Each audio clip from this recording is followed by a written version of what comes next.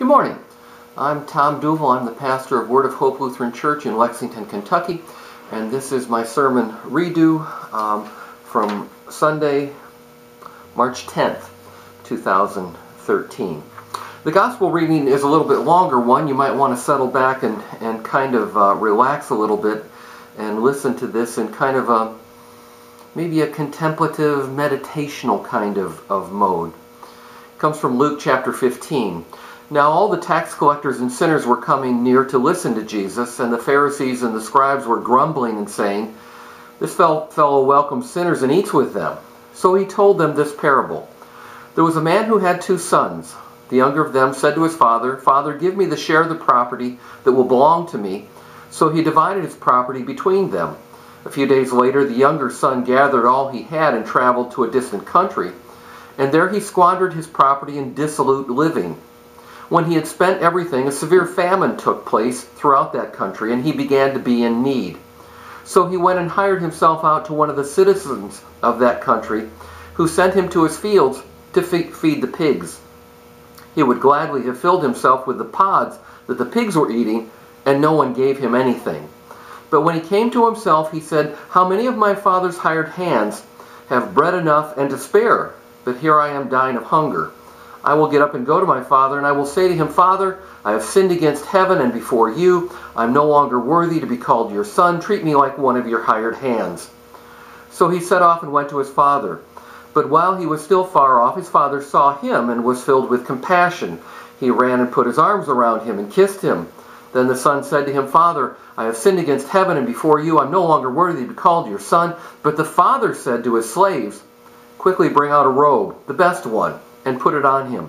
Put a ring on his finger and sandals on his feet, and get the fatted calf and kill it, and let us eat and celebrate. For this son of mine was dead and is alive again. He was lost and is found.' And they began to celebrate. Now his elder brother was in the field, and when he came and approached the house, he heard music and dancing. He called one of the slaves and asked what was going on. He replied, 'Your brother has come, and your father has killed the fatted calf because he has got him back safe and sound.' Then he became angry and refused to go in. His father came out and began to plead with him. But he answered his father, 'Listen, for all these years I have been working like a slave for you, and I've never disobeyed your command. Yet you had never given me even a young goat so that I might celebrate with my friends. But when this son of yours came back, who has devoured your property with prostitutes, you killed the fatted calf for him.' Then the father said to him, 'Son, you are always with me, and all that is mine is yours. But we had to celebrate and rejoice, because this brother of yours was dead and has come to life. He was lost and has been found.'" I don't think there's any question but that everybody's favorite part of a sermon, in addition to the end, everybody's favorite part of a sermon is when the preacher starts to tell a story by way of illustration. You know, folks may not be paying particular attention, may not be terribly engaged out there somewhere in La La Land, but when the preacher starts to tell a story, that's when we zone in. And I'm not surprised at that. Stories help us get a grip on who we are, what really counts. It does make for kind of an awkward day-to-day because the gospel itself is a story. It's a story that Jesus tells. We call it a parable. It's a way by which Jesus can teach us something that we had never really thought about in our life with God. We can discover something new about our life with God. And Jesus was really good at it. Someone has suggested that he was so good at telling parables that everybody since him has been pretty much intimidated and kept from trying that particular art form. That may be a little bit of an exaggeration, but not by much. This is a masterful parable that Jesus tells. And one of the things that I said yesterday is there's no way I can do this thing justice in 15 minutes. This thing begs for a discussion group. It begs for people to have the opportunity to go through it and to reflect on it in terms of their own lives. What I would like to do, what I did yesterday, same for you, is suggest 3 keys for contemplation of this parable. The first one reminds us of why Jesus got into telling this parable. Basically, there were the religious people of his day saying, so if you're such a holy guy, why are you wasting your time with sinners and losers and rejects by God? And that's what gets Jesus to telling this story. And I think that the titles that we might use for this parable tell us tons. The title by which most people refer to this parable is the prodigal son. Prodigal meaning maybe a little bit overly generous, or in this context, flat out wasteful. It's this younger son who tells dear old dad, hey, you know, why don't you do me a favor, drop dead, and if you can't drop dead, give me the inheritance anyway. And then, surprise of all surprises, the old man does exactly that. Gives the kid his part of the inheritance. And by the way, remember here, Jesus isn't telling a story about the way things ought to work in our world. He's setting us up to learn something new about our life with God. The younger kid goes off, blows it, comes to himself, which is an interesting phrase. It's like he realizes, I don't want to be this guy. I don't want to be this person. So he comes up with maybe a sincere confession. Maybe it's just whatever he figures will get him back in the old man's good graces. Anyway, the parable could be called the parable of the prodigal son. And I think the contemplation for us is, in what way have I been that wasteful of blessings that God has given me? What are blessings? Can I put my finger on even just a few? Food, shelter, clothing, friends, family, loved ones, faith community. In what way have I simply taken all that for granted and wasted it? Another title for this parable, and I think this is really the overarching title, could be the Father's love. It's the Father's love that holds it all together. And it's a Father's love not just for the younger brother, but it's the Father's love also for the older brother. And that could be the third title. The third title for this parable. The parable could be titled The Older Brother, because it's the older brother who kind of takes us back to the beginning of how this gospel started. It's the older brother who is resentful, and maybe with good reason.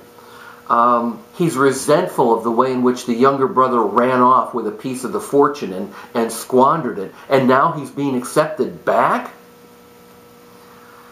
It's the elder brother who holds himself aloof.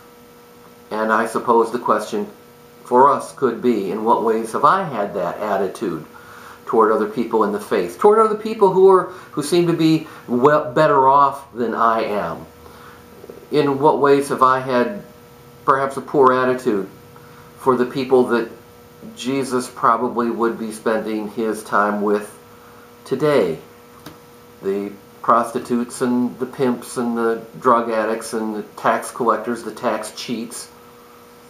In what way have I enjoyed really heaping abuse on the people who are on the Maury Povich show or any of the other reality kinds of programs? It could be called the prodigal son, it could be called the elder brother, but it's really the Father's love that holds it all together. And it's the Father's love that really answers Jesus' critics.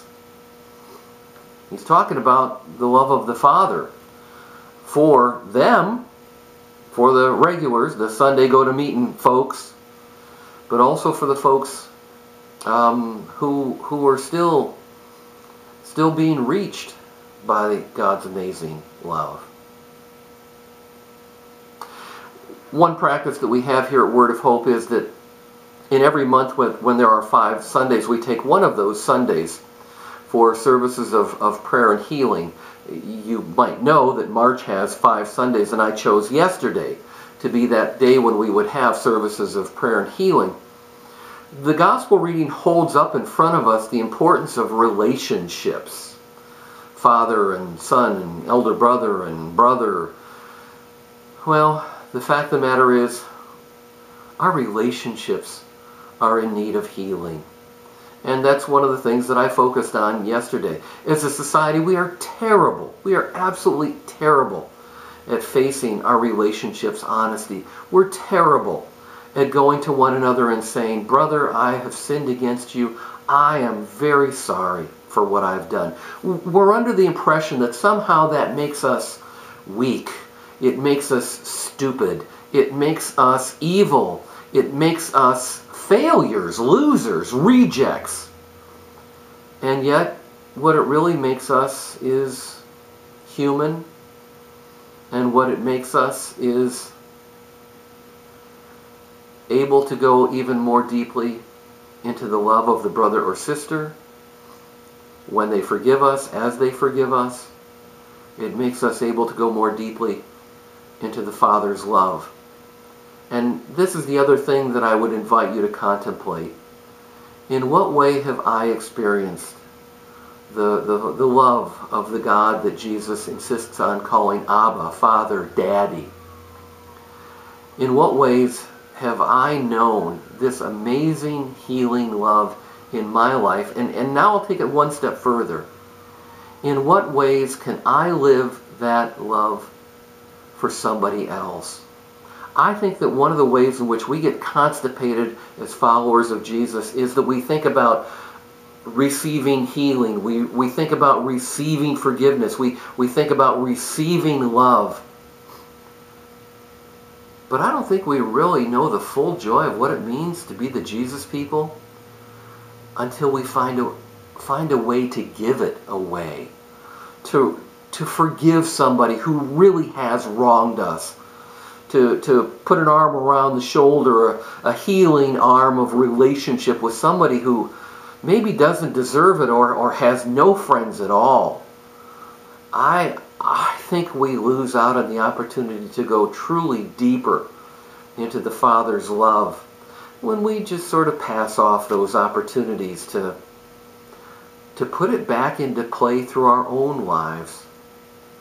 I often come up with a weekly quote for our newsletter, or for our weekly sheet. And this one is from Dom Camara. I don't even know who that is, but it's a great quote. He writes, "To walk alone is possible, but the good walker knows that the great trip is life, and it requires companions." It requires companions. It requires, I think, the companionship of Jesus. I think that it requires the companionship of forgiveness, of healing. But I believe that it's through all of that that we are made stronger in the faith. And it's in that we most deeply experience the Father's love. Peace be with you.